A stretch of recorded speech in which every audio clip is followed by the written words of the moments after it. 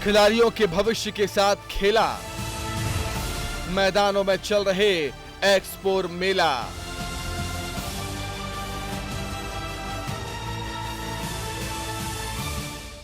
जहां बच्चों की उछल कूद होनी थी, जहां युवाओं के खेल होने थे, जहां खिलाड़ियों का हुनर निखरना था, वहां मेले सजे हैं। ये स्थिति है राजधानी रायपुर के खेल मैदानों की। एक वक्त था जब रविवार के दिन इन खेल मैदानों में जगह नहीं रहती थी, लेकिन अब खिलाड़ियों के लिए यहाँ जगह नहीं है। छत्तीसगढ़ की राजधानी रायपुर में खेल मैदान नहीं होने से खेल प्रतिभाएं दबकर रह गई हैं।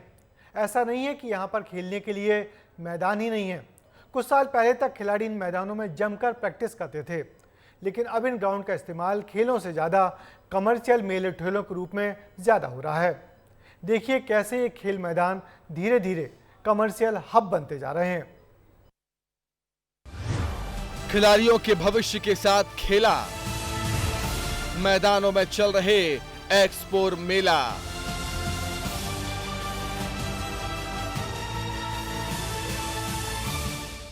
जहां बच्चों की उछल कूद होनी थी, जहां युवाओं के खेल होने थे, जहां खिलाड़ियों का हुनर निखरना था, वहां मेले सजे हैं। ये स्थिति है राजधानी रायपुर के खेल मैदानों की। एक वक्त था जब रविवार के दिन इन खेल मैदानों में जगह नहीं रहती थी, लेकिन अब खिलाड़ियों के लिए यहाँ जगह नहीं है। बीटीआई खेल मैदान, Grass Memorial, science college ground, Ravan Bhata मैदान समेत कई मैदानों में खिलाड़ी खेलने के लिए तरस रहे हैं।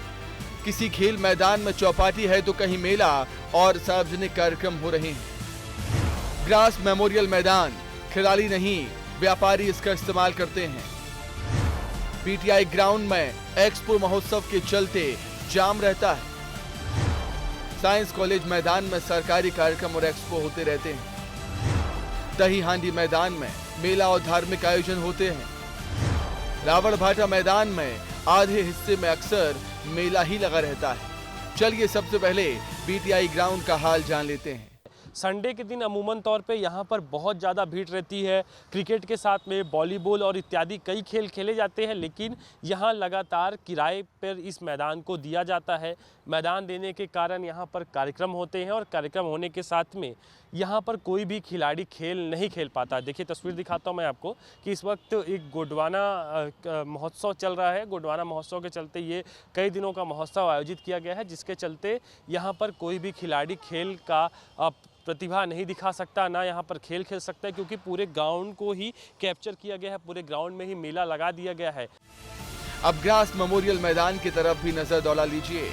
यहाँ भी सूरत हाल वैसा ही है। यहाँ तो पूरा डिज्नीलैंड मैदान में उतरा हुआ है। यहाँ पर अब डिज्नीलैंड मेला का आयोजन किया गया है, जिसके चलते लंबे समय से ये मेला चल रहा है। ना तो खिलाड़ी खेल पा रहे हैं, ना किसी भी तरीके का खेल का आयोजन हो पा रहा है, और कुल मिलाकर जो खेलने की जगह है, जहाँ पर आसपास के बच्चे यहाँ पर आके खेल खेलते हैं, क्रिकेट खेलते हैं, वॉलीबॉल खेलते हैं, फुटबॉल खेलते हैं, और उससे प्रति उस खेल के प्रति उनका रुझान बढ़ता है, वो नहीं दिखाई दे रहा है। और यही बड़ी वजह है कि आजकल के बच्चे, एक सर्वे में भी आया है कि ज़्यादातर बच्चे जो मोबाइल फ़ोन है उसकी तरफ आकर्षण होता है उनका, ना कि खेल के ऊपर। अब हम पहुंचे साइंस कॉलेज मैदान, जो अभी अभी एक सरकारी कार्यक्रम का साक्षी बना। कार्यक्रम तो हो जाते हैं, लेकिन उसके बाद सामान समेटने में कई दिन बीत जाते हैं। रायपुर के साइंस कॉलेज ग्राउंड पे भी इसी तरीके की स्थिति दिखाई देती है। यहाँ पर भी खिलाड़ियों को निखरने का मौका नहीं मिल पा रहा है, क्योंकि यहाँ पर लगातार सरकारी कार्यक्रम हो या फिर एक्सपो हो या फिर अन्य कार्यक्रम हो, यहाँ पर लगातार आयोजित किए जाते हैं। ऐसे में खिलाड़ियों के पास खेल खेलने के लिए कम ही मौका रहता है, और इससे खिलाड़ी निराश परेशान भी नजर आ रहे हैं। खिलाड़ी तो अपने भविष्य के लिए चिंतित हैं ही, आम लोग भी आए दिन खेल मैदानों में होने वाले इन आयोजनों से परेशान हो रहे हैं। उनका कहना है कि खेल मैदान सिर्फ खेल के लिए ही होना चाहिए।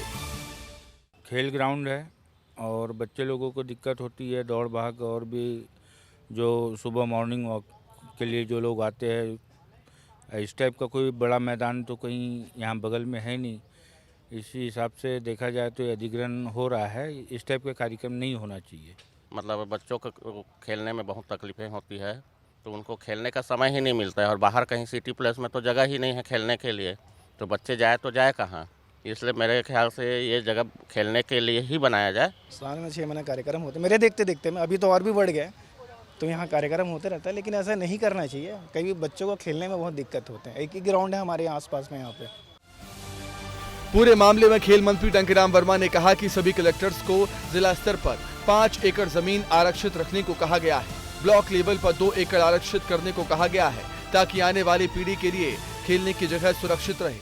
जिले स्तर पे कम से कम 5 एकड़, ग्रामीण क्षेत्र में भी कि 5 एकड़ का कम से कम वहाँ पे ज़मीन आरक्षित करें, और ब्लॉक लेवल पे कम से कम 2 एकड़, ताकि आने वाले पीढ़ी के खेलने के लिए कम से कम जगह सुरक्षित रहे। एक ओर जहां खेल को बढ़ावा दिया जा रहा है तो वहीं दूसरी ओर शहर में खेल मैदानों के व्यवसायीकरण को लेकर युवा और खिलाड़ियों की चिंताएं बढ़ने लगी हैं। शासन प्रशासन स्तर पर घोषणाएं की जा रही हैं, लेकिन धरातल में कुछ नजर नहीं आता। अब सवाल यह है कि शहर के खिलाड़ी खेलने के लिए जाएं तो कहां जाएं। विस्तार न्यूज के लिए रोहित मिश्रा की रिपोर्ट।